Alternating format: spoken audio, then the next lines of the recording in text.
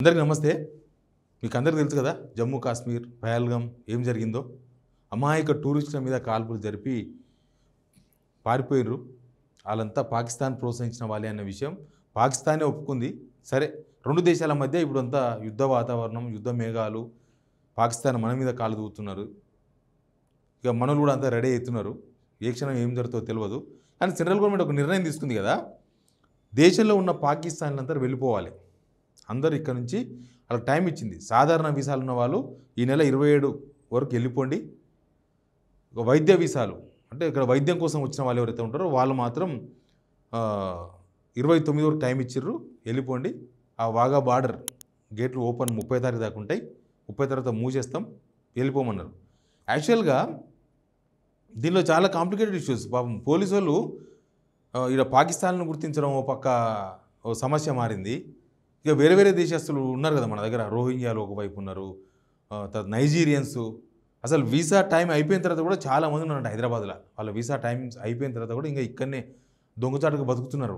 అసలు ఏం జరుగుతుందో కూడా తెలియదు. దీని మీద మాట్లాడదాం. ఎవరు ఎంతమంది ఎక్కడున్నారు, అసలు పోలీసులు ఎదుర్కొంటున్న సవాళ్ళు ఏంది పాకిస్తాన్ను గుర్తించడంలో. ఈ వీడియో చూస్తున్న మీకు అందరికీ థ్యాంక్స్. కింద ఉన్న సబ్స్క్రైబ్ బటన్ కూడా నొక్కండి. మీరు కూడా సిగ్నల్ టీవీ ఫాలో కాండి, మమ్మల్ని కూడా ప్రోత్సహించండి. సబ్జెక్ట్ లేకపోతే నిన్న డీజీపీ, మన తెలంగాణ డీజీపీ సెంట్రల్ పాకిస్తాన్ వీసాలు మొత్తం రద్దు చేస్తున్నాం ప్రకటించిన తర్వాత, ఆల్ స్టేట్స్ సీఎంలతో అమిత్ షా మాట్లాడిన తర్వాత మన డీజీపీ జితేందర్ గారు కూడా ఒక ప్రెస్ నోట్ ఇచ్చిండ్రు. ఆ ప్రెస్ నోట్ సారాంశం, ఈ నెల 27 వరకు సాధారణ వీసాలు, 29 వైద్య వీసాలు ఉన్న వాళ్ళు అందరు వెళ్ళిపోండి, పాకిస్తాన్ దేశంలో అందరూ మీరు వెళ్ళిపోండి, మీ దేశానికి వెళ్ళిపోండి అని ఒక నిర్ణయం తీసుకున్నారు. కానీ నిర్ణయం అయితే తీసుకున్నారు, కానీ అది ఎంత పెద్ద కథ అయిందంటే, ఇప్పుడు ఇక్కడ చూడాలి మనం. ఇది ప్రెస్ నోటు, డీజీపీ గారు ఇచ్చిన ప్రెస్ నోట్. ఇది ఏమన్నా దీనిలో అంటే, it has been decided to suspend visa services to Pakistani nationals with immediate effect. ఇప్పటి నుంచే మన వీసాలు రద్దు అయిపోయినాయి. ఇవి all existing valid visas issued by India to Pakistani nationals stand revoked with effect from 27th సాధారణ వీసాలు, మెడికల్ వీసాస్ 29th. ఇక్కడ ఒక చిన్న 4th పాయింట్, చాలా ఇంపార్టెంట్ పాయింట్.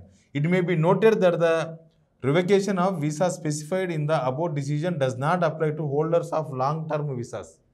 అంటే లాంగ్ టర్మ్ వీసాస్ ఎవరు తీసుకుంటారు అనేది చెప్తాను నేను. లాంగ్ టర్మ్ వీసాస్ ఉన్న వాళ్ళకు ఇది వర్తించదంట. Diplomatic and official visas, diplomatic అంటే స్పెషల్ వీసాస్ ఏమో అవి, అదే బీవీఐపీలకు ఇస్తారు కదా డిప్లొమాటిక్. మన ముఖ్యమంత్రికి ఉంటుంది డిప్లొమాటిక్, అంతకుముందు కేసీఆర్కి ఉండే. తర్వాత అఫీషియల్ వీసాస్ అంటే ఇక్కడ కమిషనరేట్లో పనిచేస్తారు కదా, దౌత్య ఆఫీసులు ఉంటాయి కదా మన దగ్గర, ఆఫీసులకు సంబంధించిన వాళ్ళ ఎంప్లాయీస్ కూడా వాళ్ళకేం సంబంధం లేదు. అటారీ బార్డర్ వచ్చి 30 తారీఖు దాకా ఉంటుందని చెప్పింది. అసలు లెక్క ఏంటంటే, పోలీసు వాళ్ళు చెప్తున్న లెక్క ప్రకారం మొత్తం 250 మంది పాకిస్తాన్ ఉన్నారు మన దగ్గర, 250 మెంబర్స్. తర్వాత దీనిలో సైబరాబాద్లో 39 మంది ఉన్నారు, హైదరాబాద్లో ఎక్కువ ఉన్నారు, 208 మంది ఉన్నారు. తర్వాత రాచకొండ కమిషనరేట్ పరిధిలో 3 ఉన్నారు. దీనిలో 156 మంది లాంగ్ టర్మే ఉన్నారు. తర్వాత 8 మంది మెడికల్ మీద వచ్చినారు. తర్వాత 4 షార్ట్ టర్మ్ మీద వచ్చిన వాళ్ళు. ఇంకా 40 మంది వీసాల మీద వచ్చిన వాళ్ళు, టూరిస్ట్ వీసాలు, రకరకాల వీసాలు వచ్చిన వాళ్ళు, ఎడ్యుకేషన్ వీసాలు ఉంటాయేమో దానిలో, అట్లా వచ్చిన వాళ్ళు, ఇట్లా పాకిస్తాన్ వాళ్ళు ఉన్నారు. ముందు పాకిస్తాన్ వాళ్ళను అసలు మన దేశంలో ఎక్కడ ఉన్నారనుకో, ఇప్పుడు పాకిస్తాన్లో మన దేశస్తులు కూడా అక్కడ వార్నింగ్ ఇచ్చింది, పలానా టైం 30 తారీఖు దాకా పెట్టినట్టున్నారు. 30 తారీఖు లోపల ఇండియన్స్ అందరూ వెళ్ళిపోవాలని. నాకు తెలిసి మన ఇండియన్స్ అందరూ ముందే వచ్చేస్తారు. పాకిస్తాన్లో ఎవ్వరు ఉండాలనుకోరు, అందరూ ఇండియాకి వచ్చేస్తారు, బ్యాక్ వచ్చేస్తారు, ఎవరైతే మన వీసాలతో పోయిన వాళ్ళు. కానీ ఇక్కడ పోలీసు వాళ్ళు పాకిస్తాన్లను వెతకాల్సి వస్తుంది. ఎందుకంటే వాళ్ళంతా వాళ్ళు పోవాలి కదా. వాళ్ళు మరి పోలీస్ స్టేషన్లో రిపోర్ట్ చేస్తారా, లేకపోతే ఆటోమేటిక్గా వెళ్ళిపోతే మనకు ఎయిర్పోర్ట్లో ఐడెంటిఫై అవుతుంది ఇక్కడ నుంచి పాకిస్తాన్ వీసాల మీద ఎంతమంది పోయినని. కానీ వాళ్ళని పోలీసు వాళ్ళు వెతికే పనిలో ఉన్నారంట, వెతుకుతున్నారంట. చాలామంది వాళ్ళు ఇచ్చిన అడ్రస్లో లేరంట. అసలు వాళ్ళందరికి వాళ్ళే వెళ్ళిపోవాలి. ఇట్లాంటి సిచ్యువేషన్ వచ్చినప్పుడు, ఒక నేషనల్ ఇంట్రెస్ట్లో ఒక దేశం నిర్ణయం తీసుకున్నప్పుడు వాళ్ళు వెళ్ళిపోవాలి. కానీ వెళ్ళిపోతలేరు, ప్లస్ అడ్రస్లో లేరు. పోలీసులు వాళ్ళని వెతికే పనిలో ఉన్నారు. ఇప్పుడు ఈ లాంగ్ టర్మ్ వీసాలు 190 దాకా ఉంటాయని చెప్తున్నారు. ఇది నా అఫీషియల్ ఫిగర్ కాదు, 190 మంది దాకా ఉంటారని చెప్తున్నారు అట్లాంటి వాళ్ళే. మరి డీజీపీ గారు ఇచ్చిన ప్రెస్ నోట్ ప్రకారం మరి ఆ లాంగ్ టర్మ్ వీసాలు ఉన్న వాళ్ళు ఎవరు పోవాల్సిన అవసరం ఉండకపోవచ్చు బహుశా. ఎందుకంటే స్పెషల్గా ప్రెస్ నోట్ ఇచ్చారు కాబట్టి వాళ్ళేం పోరు. ఇంకా మిగిలిన ఎంతమంది ఉంటారు, మొత్తం కలిసి 250 మంది అంటే వాళ్ళే 190 మంది దాకపోతే ఇంకొక 60 మంది పోవాలి. చాలామందికి బహుశా వీసాల గడువు కూడా అయిపోయి ఉండొచ్చు, లేకపోతే లాస్ట్‌లో ఉండొచ్చు అని చెప్తున్నారు. అది కూడా క్లారిటీ లేదు.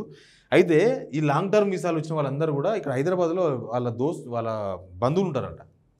పాకిస్తాన్ తర్వాత ఓల్డ్ సిటీ చాలా చాలా సంబంధాలు, చుట్టాలు, చాలా వ్యవహారాలు నడుస్తుంటాయి.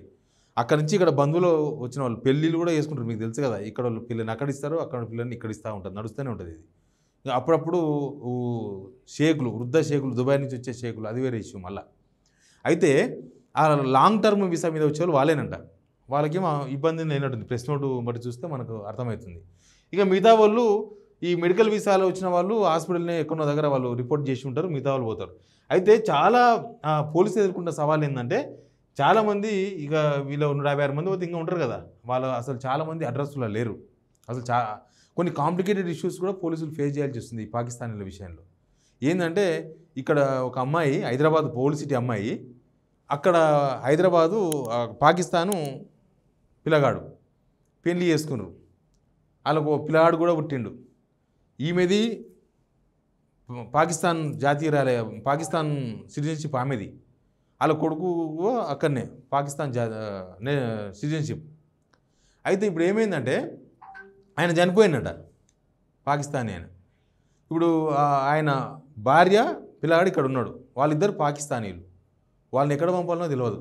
ఇట్లాంటి కొన్ని చిన్న చిన్న చిక్కుములు ఉన్నాయి, వాళ్ళు ఇక్కడనే ఉన్నారు.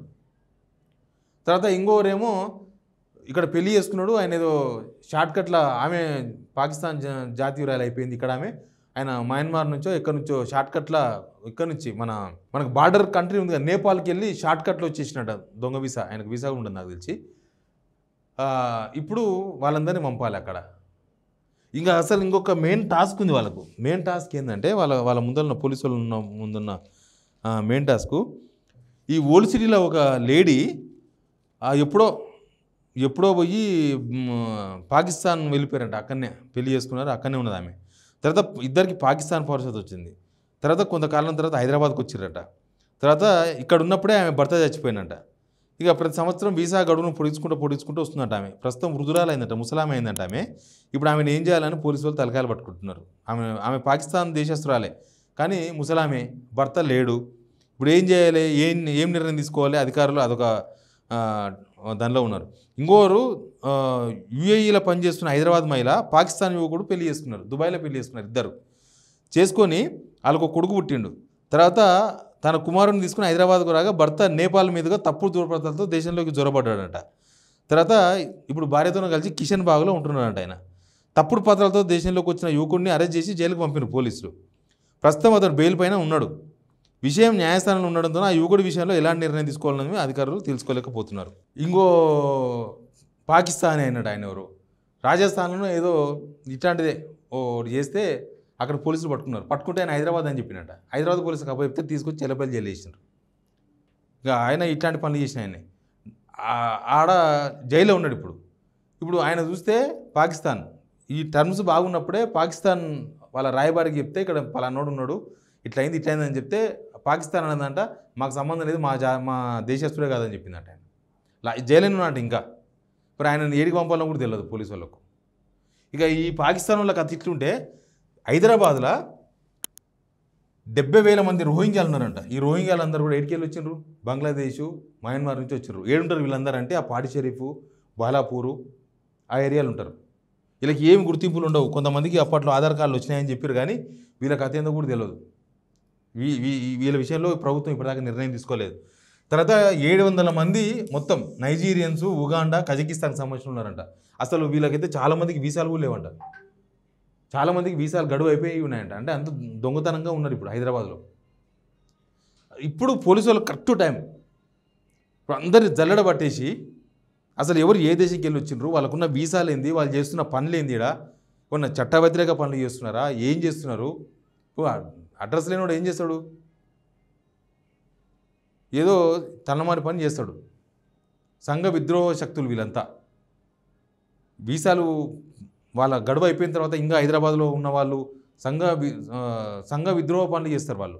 కాబట్టి పోలీసు వాళ్ళకు ఇది కరెక్ట్ టైం. కొద్దిగా రిస్క్ అయినా సరే కానీ అసలు ఎవరు ఎడ్యుకేషన్ వీసా మీద వచ్చిండ్రు, ఎవరు ఇక్కడ టెంపరీ వీసా మీద వచ్చిండ్రు, అసలు ఆ టెంపరీ వీసాలు ఎప్పుడైపోయినాయి, వ్యాలిడిటీ ఎక్కడ ఉన్నాయి, ఈ దుర్గన్ అడ్రస్లో ఉన్న వాళ్ళంతా పాకిస్తాన్లో ఎడిపోయినరు, అసలు వాళ్ళు ఇచ్చిన అడ్రస్లో లేరు అంటే మళ్ళీ వాళ్ళు ఎటు పోయినట్టు లెక్క తేలాలి కదా. మరి ఇక్కడ నుంచి మళ్ళీ వేరే రాష్ట్రం పోయినరా, లేకపోతే ఇక్కడనే స్థావరం మార్చి ఇంకో దగ్గర ఉన్నారా?